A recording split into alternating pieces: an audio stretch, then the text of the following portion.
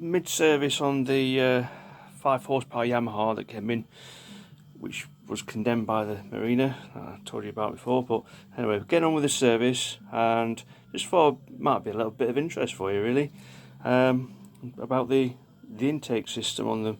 So there you've got your air diffuser, sucks air from the underneath, and then it goes into the carburetor, mixes with fuel from the main jet depending on load from the engine and vacuum on the engine, and it takes it, this is the intake manifold, so it takes it, the mixture then goes into the cylinder head, and I've got the rocker cover removed to do the tappets or the valve adjustment, and you can see the inlet tract. It goes from the intake manifold there into the cylinder head there, and then that's your intake valve.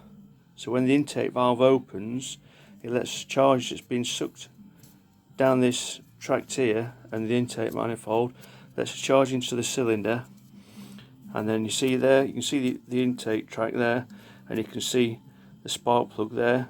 So when it gets sucked in, because there's a vacuum working, when the piston goes down, it draws air in, causes a vacuum in the engine down this tract, and then the spark plug sparks, ignites the mixture, and then the exhaust valve opens, which is this fella here, and then that's the exhaust that then goes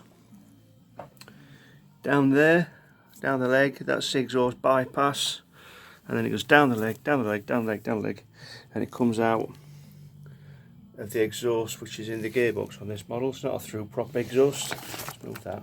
There you go, look. So there you see, that's the exhaust, and then up inside there, you can't see, it's too dark, my phone's not that advanced. Inside there you can see the exhaust. Yeah, I just thought it might be a bit of an interest for you guys. Anyway, I'll crack on, and I'll keep posting stuff if required. Alright guys, thank you, goodbye.